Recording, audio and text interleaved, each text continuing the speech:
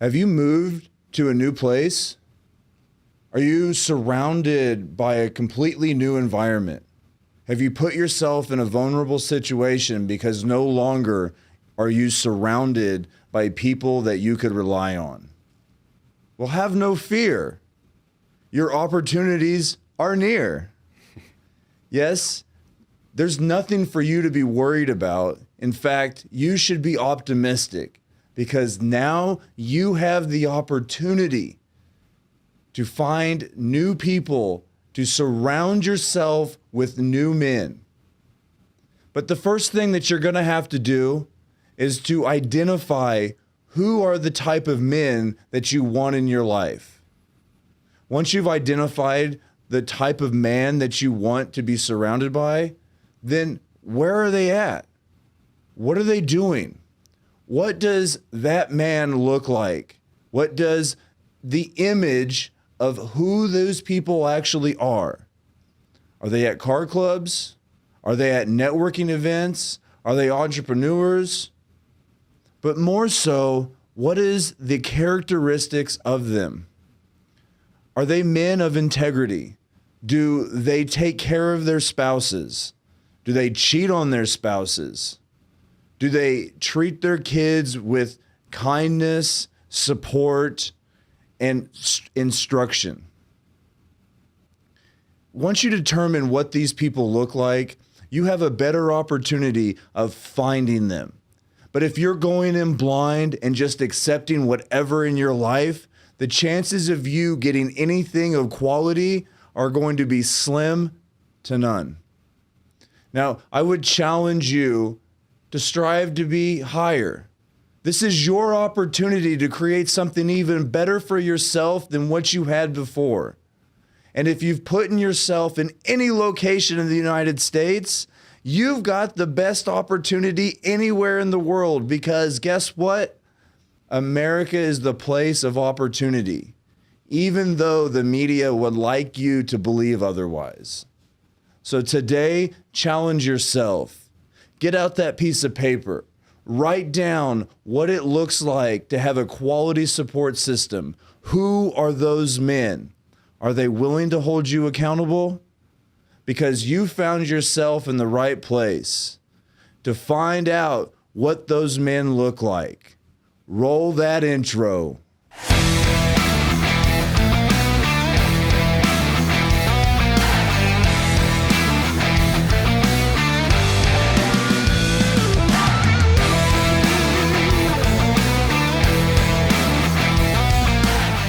I want to thank you for joining us at the Man Up and Own It podcast. And let's take this opportunity right now to hit that subscribe button and go ahead and hit the like button because you're going to love this episode where we hit the information that will help you overcome the difficult situations and all those uncomfortable moments in your life by sharing the stories of successful men and how they've overcome those similar situations. And today, I have the huge privilege of having a really good friend of mine, Aaron Taylor, here with me on the podcast. Great to see you, sir. Thanks, How are you? bro. I'm great. Good. Hey, let's start this off by giving the audience a little bit of insight of who Aaron Taylor is. Sure. Aaron Taylor, as you already announced. Somewhat of an entrepreneur, mostly got a career in management, someone who just likes to make an impact on the world, try to help others as much as I can, while also figuring out how to help myself. I like that. Simple. I like how you are focused on the opportunity of impacting others in a positive way. Absolutely. And one of the ways that I recognized you was the way you presented yourself. I really respect a man who takes pride in looking well and not just dressing well, but you also take care of yourself physically. Absolutely. What's that look like for you? Early mornings, up at 4:30 every single day, even on the days off. 4:30. You got to get up early, man. It's really just the commitment and the dedication behind it. You know, the days that you skip, well, then the next day it's easier to sleep in. And the day after that, it's like, well, I'll just go to the gym in the evening, and then you end up just not going to the gym. So those are the things that I like to try to do just to stay consistent. So it's just the consistency and discipline. Okay. And when I'm guessing you've probably missed a day, right? Of course. All right. So I'm human. Oh, no way. Don't tell anyone. We definitely won't. But when you did miss a day, how did you feel about yourself? You know, I think the part that you have to be mindful of is to not feel bad about something, but you do have to be aware of something. So we're human, so we can't we can't have a perfect track record. We're not robots, we're not machines. So of course we will have fail in anything that we do. But I think the awareness of that is like, okay, I did skip this day, or I didn't do the routine that I was trying to do. So it's that awareness that I have to do the thing the next time to make sure that I'm staying consistent. I like to see it as the opportunity. And when I make a mistake, I get to see how it negatively impacts me. So then I can decide, is this something that I want to reoccur in my life again? And so if it's not, then I know that I have higher sense of awareness, like you bring out, that I need to take more active action to it. I need to make it more of a commitment. Yeah. So what would be something that you would recommend for men to do right when they wake up? Just get up. And I'll be honest, that's the thing that I have struggled with, just because that's when your bed feels the most comfortable. You know, your girl starts to snuggle a little bit closer to you, which is crazy. Shout outs to her. But as soon as I'm about to get up, she'll just get a little bit closer and just kind of like put her arm around me. And it's like, okay, now I really want to stay in bed. So best thing to do is just get up. Your alarm goes off. Don't snooze. Get the hell up. I don't know if I could say that, but you're good, bro. All right, let me say it. Let me say it the fully uncensored. Get the fuck up. There we go. Right away. This channel is not intended for children. So yeah, you're right. And I think the premise that you put to where your girl wants to snuggle a little bit closer, because all of a sudden she's going to miss out on the warmth and the comfort and the sense of security that's leaving her.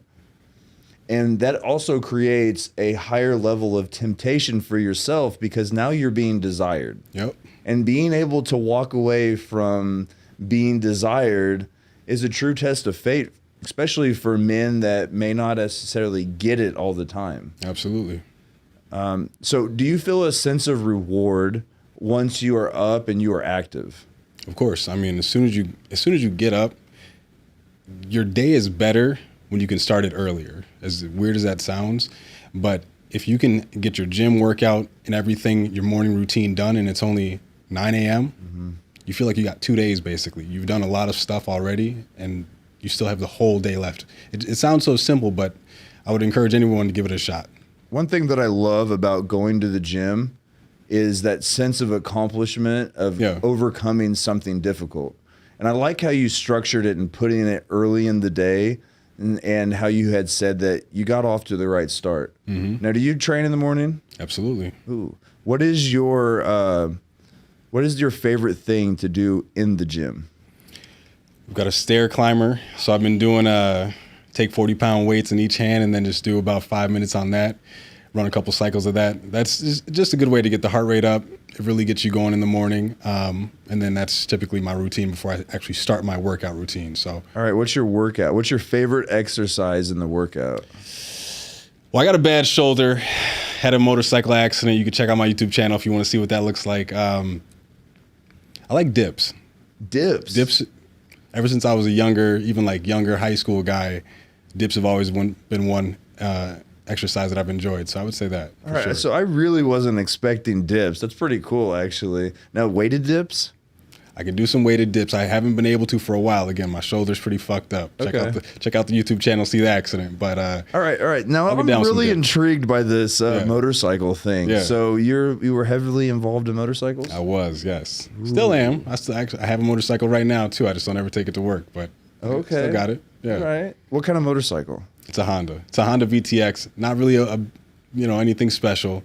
Sold my Ducati, had a BMW M1000 RR, had the S1000 RR, crashed the S1000 RR, sold the M1000, had an R1M that I wanted to give away. So a lot of big dog bikes, but right now it's just a Honda. I'm a father coming up, so Got to play it safe. Really? Absolutely. Oh, dude, I didn't know that. Congratulations, bro. Hey, this is a first. I love this show. We get a lot of firsts here, and now I feel pretty happy. So are you excited Very. to be a dad? Absolutely, man. It's an incredible journey. We're 3 months out from baby time, so I'm still trying to just embrace not having another person there, but Okay. it's also just an exciting countdown for sure. Yeah, absolutely. So it's kicking, and do you know if it's a boy or girl? It's a boy.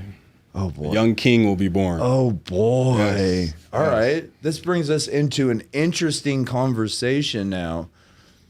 The role of a father for a son. Mm-hmm. Now, what do you believe your impact of your example for him is going to be? Wow.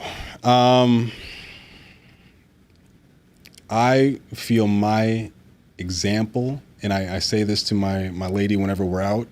If you ever see a group of a family, a father, girlfriend, wife, some children, you guys can use this rule of thumb if you want, but how we look at it is if the father's put together, generally the family's put together. Absolutely. If the father's in disarray, generally the family's in disarray. So that's kind of our little thing that we always like to look out for if we go on walks. But so for me, that just reminds me that it's not a pressure as in it's scary, but it lets me know that there's a pressure that the family success will largely be on my back. Mm-hmm. And I think that's something that I take a lot of pride in.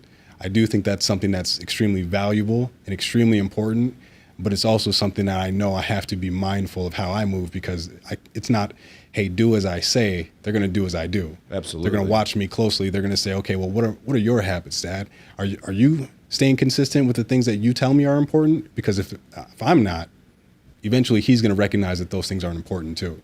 So if I want him to feel being a good person is important, it's important to be honest, it's important to be on time, it's important to be a man of your word. If I want him to really believe those things, I know that I have to show it to him firsthand. Dude, that's the best answer that I've heard. That's real, man. And it is. And you have a huge opportunity to make a difference in your life. Yeah. And his life. Yeah. And your grandkids' life. Mm-hmm. And basically break a cycle. Now, what was your relationship with your father like? He passed away when I was 16, so it wasn't the greatest. He was in and out of prison. Okay. So again, also not the greatest, but it was something that I learned a lot of what not to do. I'll just be upfront and say it. But I found myself looking to other people in my neighborhood, my community, that were good fathers. I was able to identify who was doing the right things and who was doing the wrong things, and even in their relationships and how they treated their family, how they treated their friends. So I looked for community leaders, and that was often who I sought to spend more time with. And I've really learned a lot of the things that I should have learned from my father through those types of men. Interesting. And I like how you bring that up, how the community is what gave you the example of what to be, and you didn't submit yourself to the example of what your father gave you. Right. That you learned from something that could have been detrimental to your future and to your son's future and so on down the lineage. Absolutely. Now, you just joined me for our first Legacy of Leadership dinner. Yeah. And what was the impact of being around other quality men to you? I think that's something that every guy, especially young men, they need to have a group of other young men that are doing things and have knowledge and have ability and have skill sets that they just don't have. I think there's a lot of pressure right now for us to be, all the greatest that we can be, which is fantastic.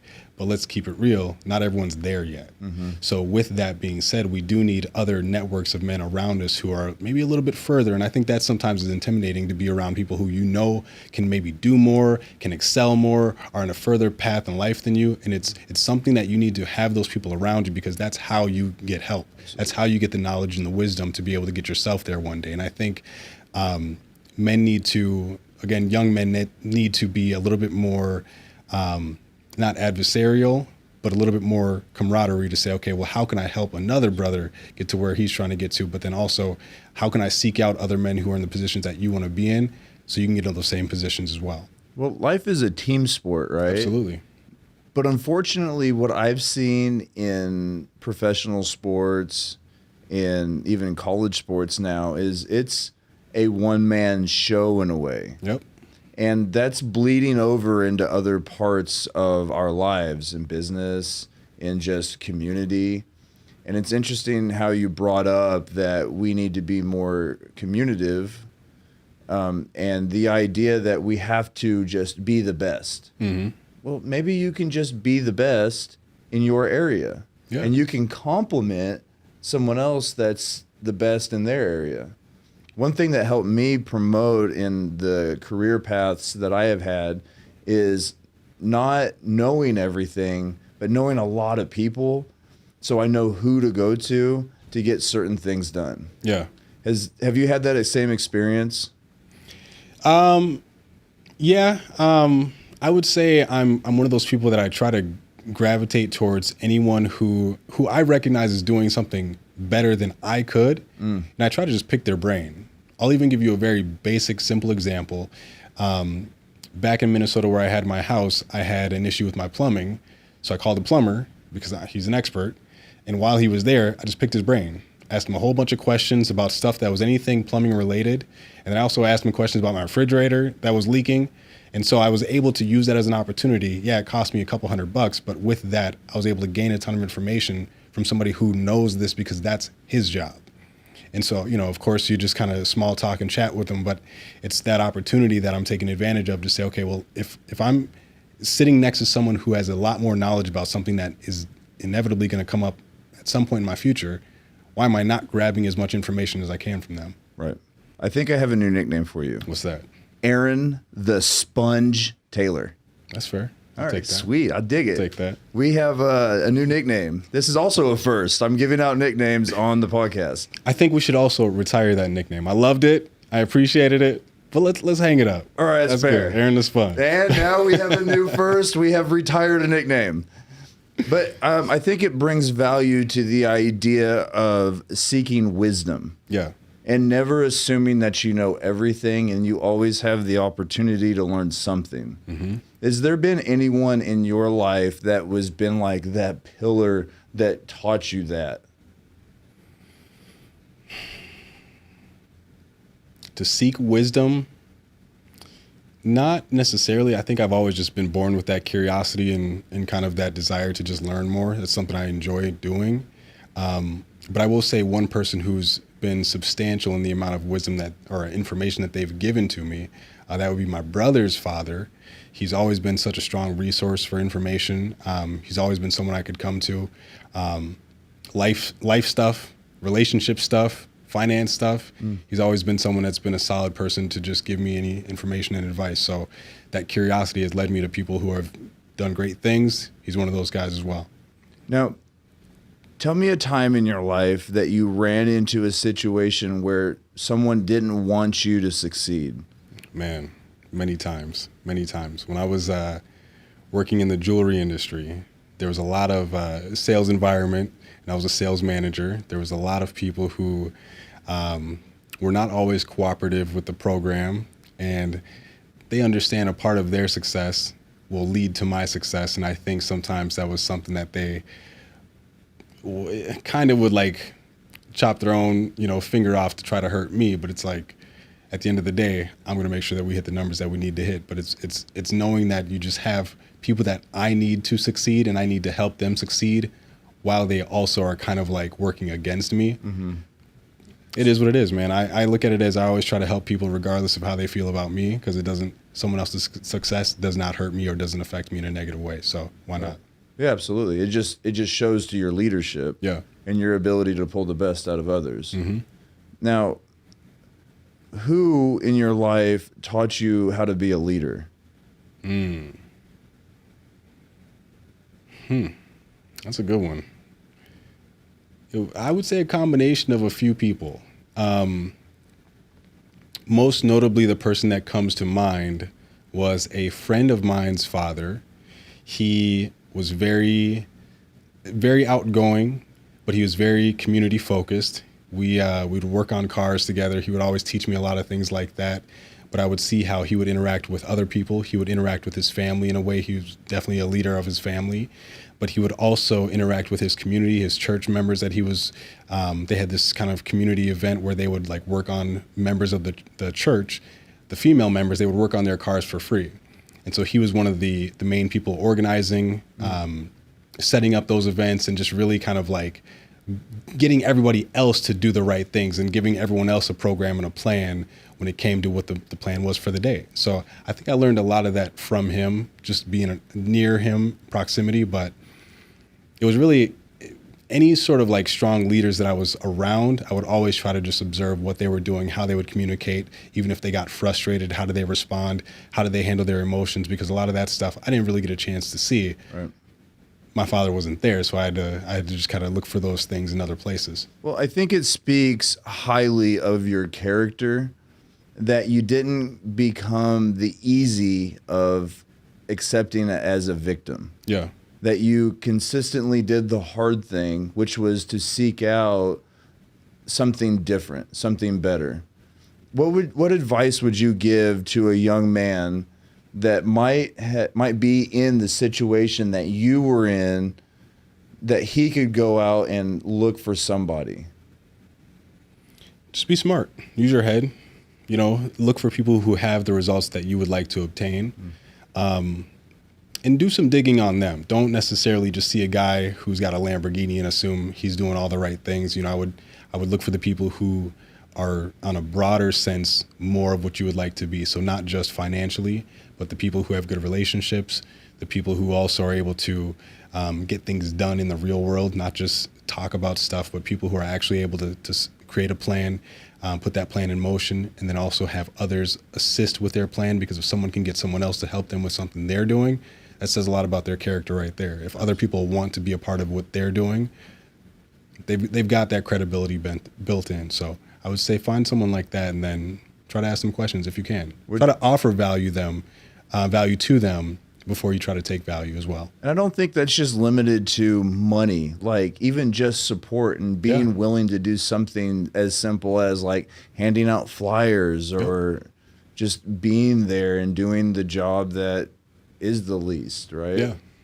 Now, how bad do you think social media is influencing people to believe a narrative that isn't necessarily true? It's going strong. There's a heavy campaign against reality. I would say there's a strong campaign against things that are very easily verifiably true. And I think that when we have all of these forces trying to influence people to believe something that is obviously not true, I think that's a very, very strange and should be concerning time for a lot of folks. So I would encourage folks to just kind of open their eyes a little bit and see what's going on around here. Well, and maybe would you agree with me that to stop watching the screen and start looking what's going on in real life? Yes. Like you brought up going and finding somebody doing the things that you want to be doing. And I would encourage that they go out and find it in real life, not what's going on a screen, because that screen can be manipulated. Absolutely. So look in your churches, look at your colleges, go into the business and don't be afraid to ask to see the CEO. You may get turned down the first time, but if you do it 10 times, sooner or later, someone's going to say yes because they see the tenacity in you, right? Yeah, 100%. Do you mentor anybody right now, any kids, or are you involved in a church? I am the mentee. I'm in a process of learning. Again, like I said, with the baby coming soon, I really wanted to take an opportunity to be the one to just learn from others right now. To soak up, right? What's that? To soak up the more information. Of course.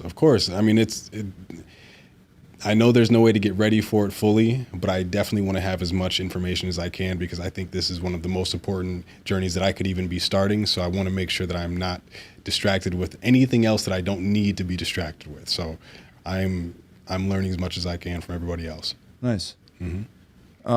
So what's your favorite food? Steak. Oh, he's a real American. How do you cook the steak? You know, I'll take a medium well. I think we're Just gonna have kidding. to. I think we're gonna have to. Just end kidding. this It's podcast. medium rare. Medium rare. Let me get a little bit of blood in there, but nothing too. It can't be mooing. That's all I'll say. All right. Well, I like it.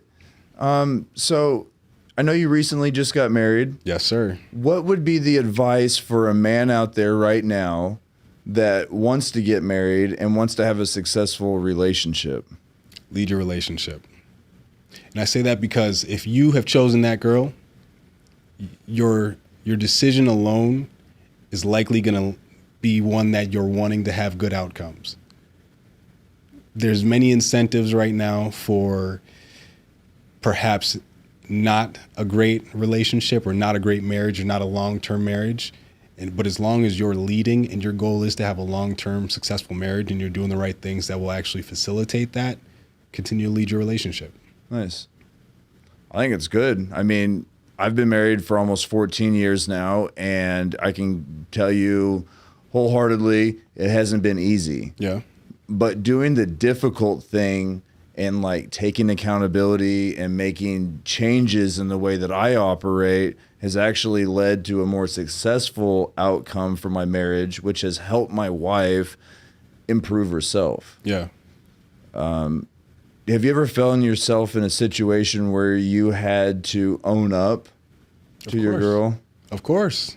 I'll tell her, I'll try to think of what details I want to share with this, but absolutely. I think if she was here right now, I think she would even agree that if I recognize something is wrong or if I've done something wrong, I'm not too prideful to be like, well, I'm the leader of the relationship, so I can't do no wrong. I think there's a lot of value in both of us being accountable for our actions. And I think if I'm telling her it's important to be able to recognize when we do wrong, but it's also important for us to be able to acknowledge that out loud with an apology, not a, hey, sorry, that just happened earlier today. I was hungry. No, I'll go to her just the same way I expect her to come to me. Yep. Hey, babe, I'm sorry. What I did earlier was not right. What I said, my emotions, whatever it was, whatever the situation could have been, babe, I'm sorry. Simple as that. Mm-hmm. I was in a class and they had talked about the fluff. Yeah. And like if you were out of agreement, you would have to stand up and say, I'm out of agreement. Can I be back in agreement? And the class would have to acknowledge you and allow you to come back into agreement. What was the class? It was just a personal development class. Oh, okay. And the main thing though was you don't give some crazy explanation or rationalization of why you are out of agreement because nobody gives a shit about it. Right. All they want to know is, do you acknowledge that you made a mistake and you're out of agreement of what you said that you would be doing? Yeah. And I find that people will reduce that part to justify it and make themselves feel more comfortable. Now, I like working out and relating things to working out. And the more uncomfortable that I get, the more I know that I'm going to grow. Yeah. Can you agree with that? 100%. Now, with your relationships at work, at home, do you think that by going head into the uncomfortable that you've gotten more benefits from it? Of course. I think similar to what you said, your growth comes from the discomfort. The physical sense, you break down your muscles to build them up stronger. Emotional sense, you have to be able to face the things that you're uncomfortable with or upset with or frustrated with or whatever it is, because that's how you get through them into where they don't affect you or impact you as much. Mm-hmm. So totally. Agree. I associate to the identity. And when we create an identity and get comfortable with it, that uncomfort is that identity being destroyed. That you're creating something new. So when you acknowledge that you made a mistake, and if it's something that's uncomfortable for you, that's your old identity dissolving. And if we act out, that's our ego coming in to protect that identity so it can stay in existence. Yeah. And normally what we see is if people get justification and told, that's okay, it stops them from making the transition into being somebody new. Yeah. Are Have you ever felt that you should stay with who you used to be? Or do you strive to deal with that uncomfort and seek it so you can become someone that you want to be? I've always been pretty willing to accept discomfort. I say be comfortable being uncomfortable, but I really try to live that as well. So it's one of those things that I think I've always been willing to just continue to evolve and grow, and you can't do that and be the same at the same time. Does that make sense? Absolutely. Okay. Now, do you think that aided in your addiction or the need for like the motorcycle, the rush, like that uncomfort, you're like challenging yourself in a way? Yeah, I would say so strongly. There's a lot of control you have on motorcycles, but there's also so much, I would even say danger, fear, so much just, and I'm talking about sport bikes. Yeah. So you're zipping in between two cars doing 150 miles an hour.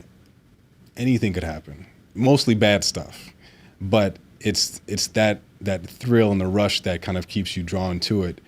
But the reality is, even now, I look back at that stuff that I used to do. I look back at like old videos and stuff, and I'm just like, that was absurd. Right. And so I've recognized that to me now, that has been growth. Yeah. To look back at what I used to do so confidently, so comfortably, I'm like, that would be insane for me I wouldn't even think about doing that stuff now. Do you think you can do that with your everyday life? Challenge yourself in a way that creates that uncomfort and drives you into becoming the man that you want to be? 100%. 100%. It's one of those things where if you put your effort into just small improvements every single day, so even if it's just drinking water in the morning, it can be that small of a change. But if you start doing those habits, you'll then look for the next habit, and then you'll start to look for the next habit, and eventually 7 or 8 habits later, you'll be a different person by just the change that you've made so far. And so those itty bitty ones. Yep. So if they want to see your YouTube channel, how do they see that? Always grinding. Actually, no, it's always_grinding24. Nice and easy. Check me out on Instagram, YouTube, TikTok. I don't really post too much on that, but if you want to see some crazy stuff, go ahead and check it out. This dude's on the social media. Yes, and sir. I want to thank you for joining us at the Man Up and Own It podcast, where we deal with situations and uncomfortable moments for men. And if you like this episode, give us a like. And don't forget to subscribe to this podcast because you won't want to miss the very next episode. Thank you.